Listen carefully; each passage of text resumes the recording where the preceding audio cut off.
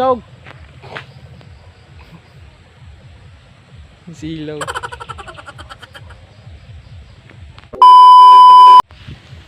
So good day sa inyo mga katropsy, no?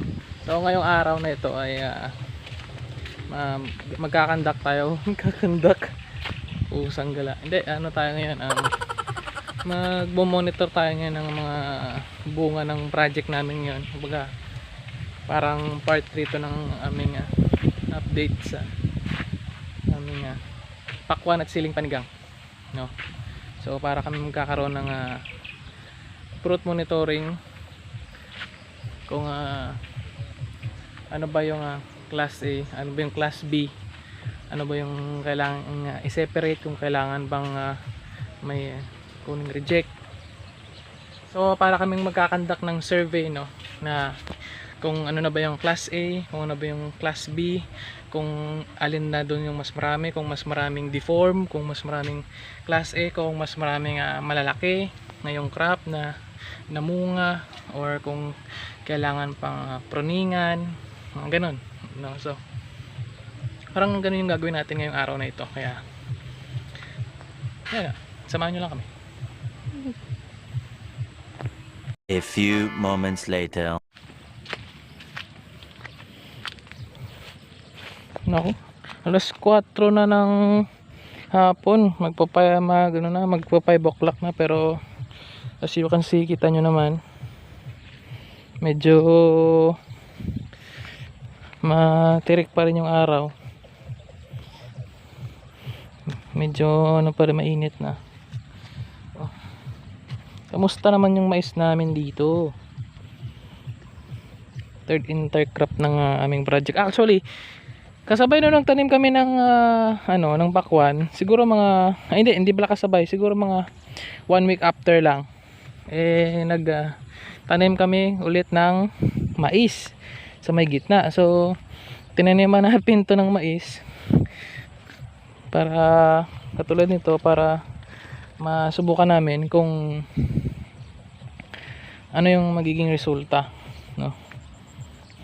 So ang lumabas, so ang nangyari ngayon is ang intercrop hindi lang dalawa, no? Kumbaga siling panigang na, tapos ito pakwan, at yan, nakikita nyo yan, mais, no? So nakatanim yan sa gitna, parang katulad nito, ganyan, siling panigang, pakwan, mais, pakwan, siling panigang. Yan. So ito yung ganyang resulta. Pero ngayong araw na ito, ngayong video na ito, ay isasama ko kayo sa fruit monitoring namin. So kinakondak namin to ngayong ganitong klaseng mga monitoring, lalo na kapag mga ganito na ano na siya, namumunga na.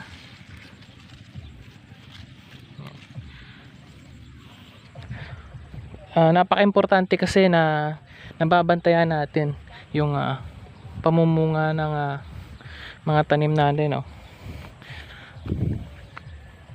Mainam na nababantayan natin yung pamumunga ng mga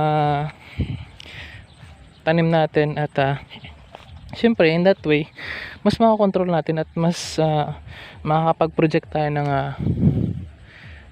better income, no, ng mas malapit na income na pwede mong harvestin base sa actual mo na pag monitoring. So ganun yun. So ito yung first na monitoring namin sa pakwan at siling panigang namin. Yan. So as you can see,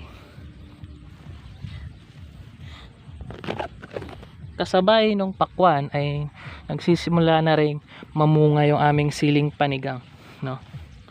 Yan. So kakasimula niya pa lang, kaya maliit pa. Para pa lang siyang ang siling Bisaya.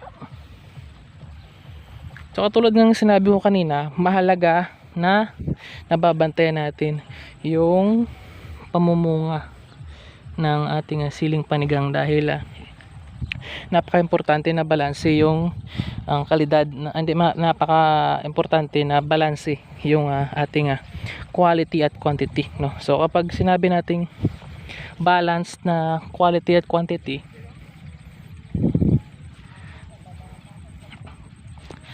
mas maganda yung harvest natin, no? Kasi kung meron lang diyan na magkaroon ng deficiency sa alinman sa dalawang yon, sa quality man yan o sa quality, is napakalaking ang epekto nun sa isa, no? Tapos vice versa, kumbaga sa isa't isa sa kanilang dalawa, malaking epekto. Bakit? Una, yung quality kasi, kapag tulad nito, yan, so medyo hindi siya bilog, tapos yung kanyang tangkay is medyo maliit din. So expected do itong klaseng na bunga, so hindi to masyadong lalaki, no? So ikutin natin ganyan. The main purpose na bakit inikot natin, dahil para hindi siya ganyan magputi, para ma-prevent natin yung pumuti yung ang buong kalahati ng pakwan. So iikutin natin siyang ganyan, no? So balik tayo sa pinag-uusapan natin, no? So for example, kapag pangit yung quality ng bunga mo, syempre kahit na mataas yung quantity, magkakaroon ng defect, no? Magkakaroon ng defect sa pagdating sa balance, no, ng marketing ng mga pananim nyo. Lalo na kasi syempre ang kailangan ng mga bumibili or ng mga wholesaler or mga trader is mas malaki yung mas marami yung class A kaysa sa class B. So kung pangit yung quality nyo at mas marami yung class A na umaabot pa ng class C, anyways, so mas marami yung class B at class A nyo, ay class C, pero konti lang yung class A, so doon pa lang magkakaroon na ng epekto yung magiging expected income nyo. So wag na kayo mag-expect na medyo malaki-laki yung income nyo doon, kasi class B lang, class yung nyo yung naibenta nyo, so konti lang yung class A. So yun yung sa quality. Now pagdating naman sa quantity, minsan pag sinabi mo kasing quantity,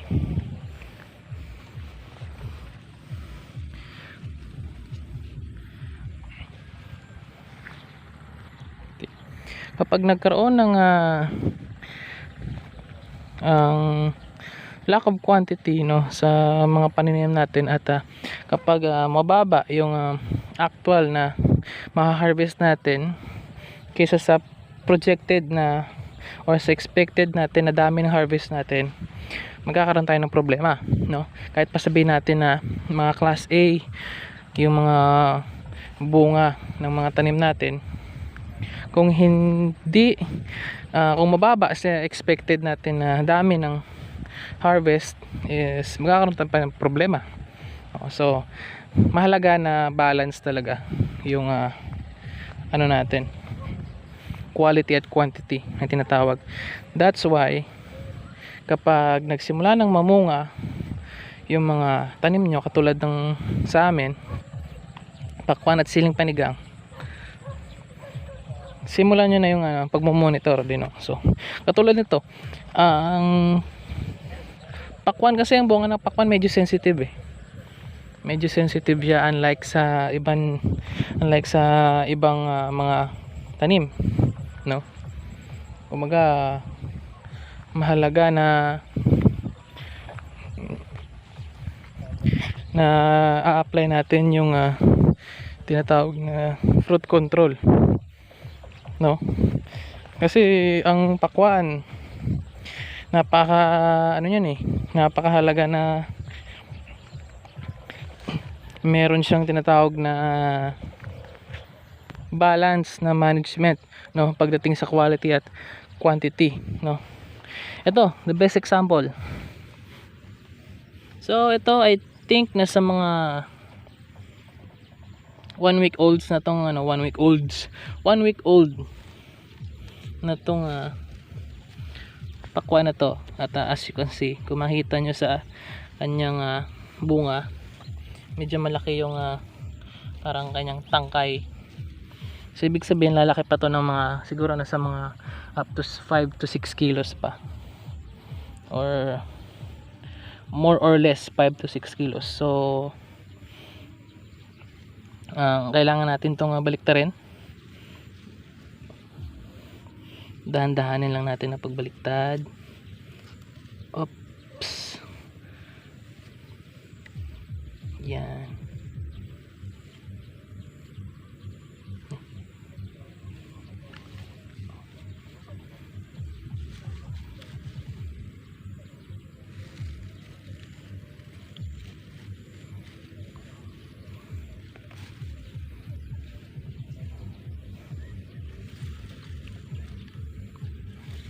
So dapat dahan-dahanin natin na hindi mababali yung kanyang tips. So iuhurong lang natin ng konti. Yan.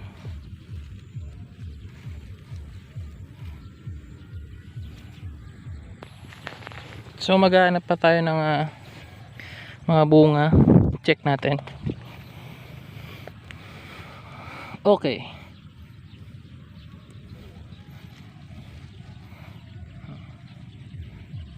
Tulad yan.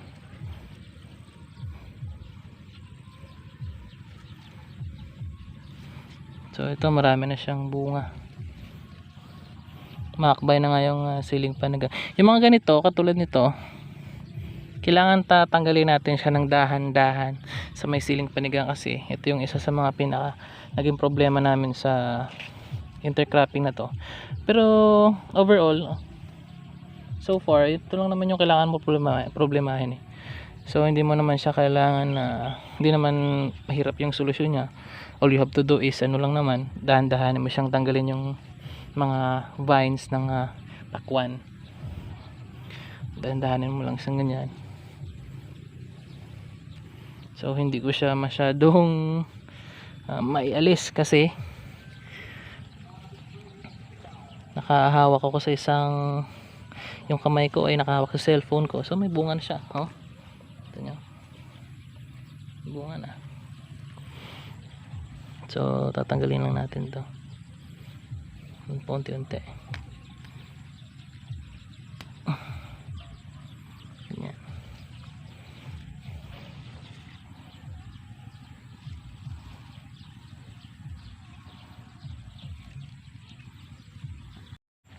Yan, so makikita nyo at ang ating siling panigang, yan, parang ang saya naman sa piling na nakikita mong malaki na yung bunga. Oh, malaki na yung bunga. Oh,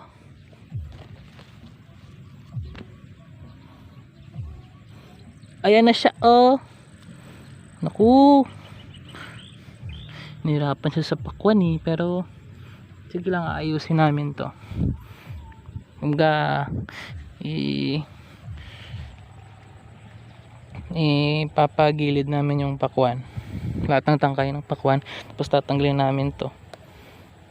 So yung mga unnecessary dito, dito masyado malapit dito, no?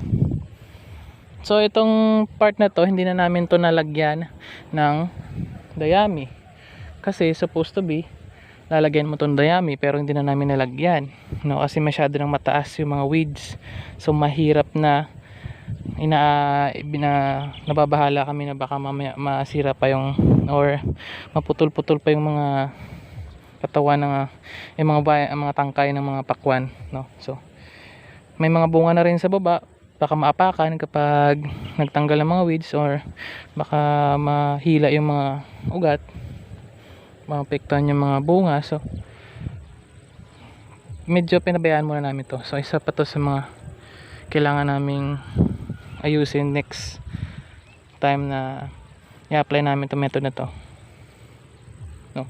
So katulad nga ng sinabi ko sa mga post ko, ito na naman yung mga disadvantage, no, ng mga ganitong klaseng intercropping, na dapat yung intercropping mo na kumbaga dapat mas maaga yung paglalagay mo ng mulching na organic bago gapangan ng pakwan, no? Parang ganon dapat, kasi rin pero sa mga ganitong itsura, nung last time siguro kahapon na nagmo-monitor kami, or nung last Friday, napansin namin na okay din naman pala kung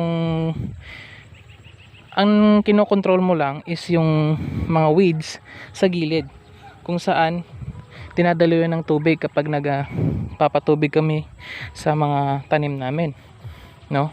Tapos yung mga weeds sa gitna katulad nito, hindi na namin na naalis kasi napansin namin na tinatago niya yung bunga.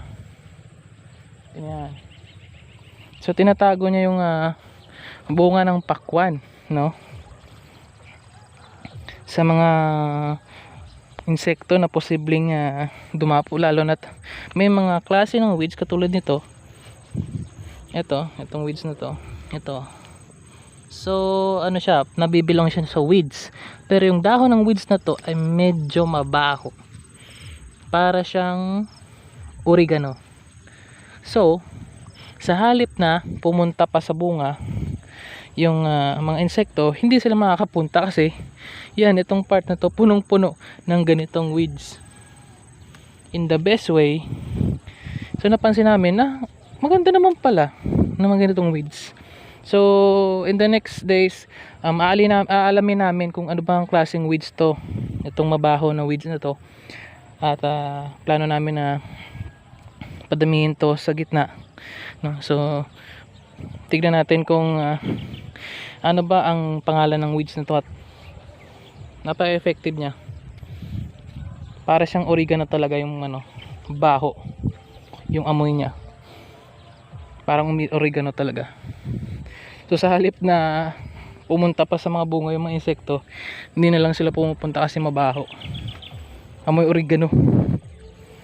So yan, ito pa. Yan. So flip it over, yan, flip it like that. So makita nyo may puti, so iwasan natin yung ganyan. So flip it over. So may nakita pa ako dito ng mga mga siling panigang na malalaki na yung bunga. Ito na dito, no? Ay hindi, kanina to boy,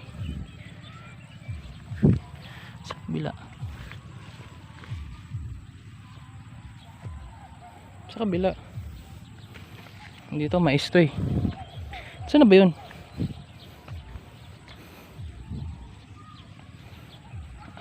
Ito yun, no? Yun.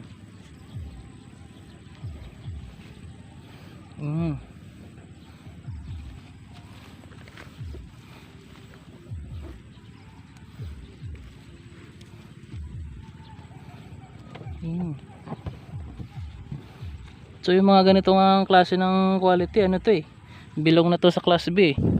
Kahit na ganito kalaki, kapag ang trader ang tinanong mo, hindi nila tatanggapin yan as class A. Class B pa rin bilong yan. Ganyan.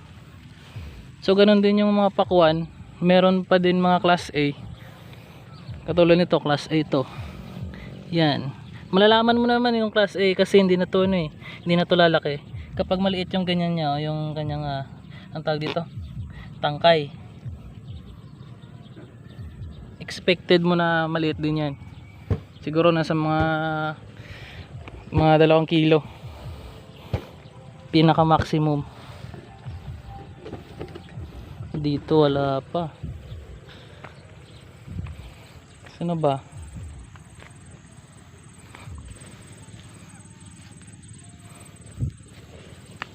So yung mga ganito hindi na namin tinatanggal.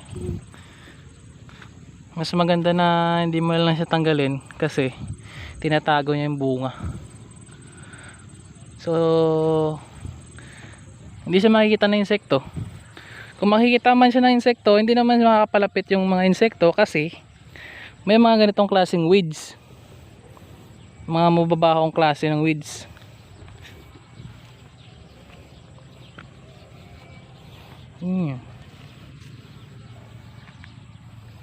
Ayan.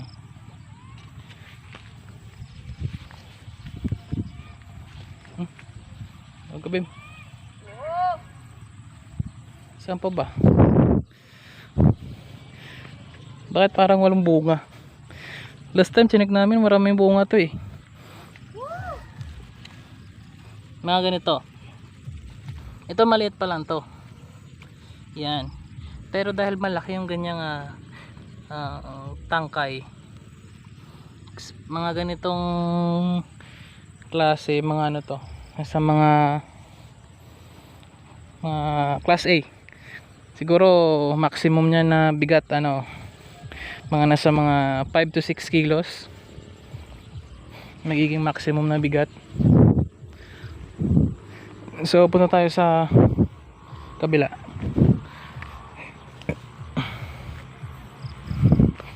Boom baby, eto na baby, ay nakita na tayo at last.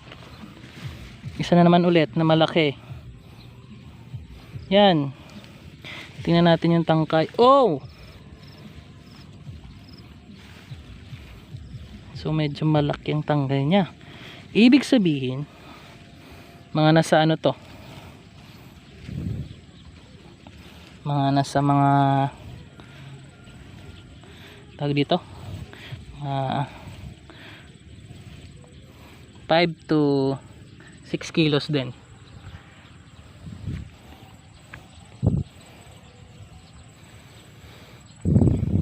Yeah.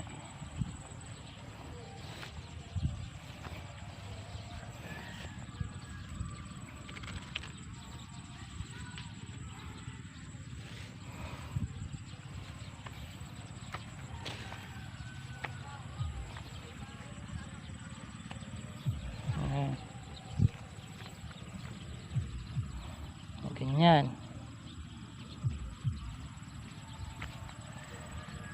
So that's all for today, this update ng aming pakwan at siling panigang mga katropsy, no? So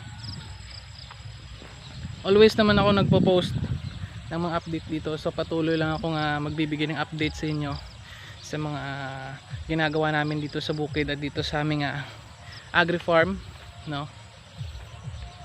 At siguro mga 2 to 3 weeks ay pwede nang harvestin to, yung aming siling panigang at yung aming pakwan. Kaya ipopost ko rin yung paano namin i-harvest at kung yung harvest day, no? At magpo-post din ako ng update kung paano namin kokontrolin or paano yung magiging procedure ng aming harvesting. So keep in touch lang mga tropsy at hanggang dito lang. Peace out.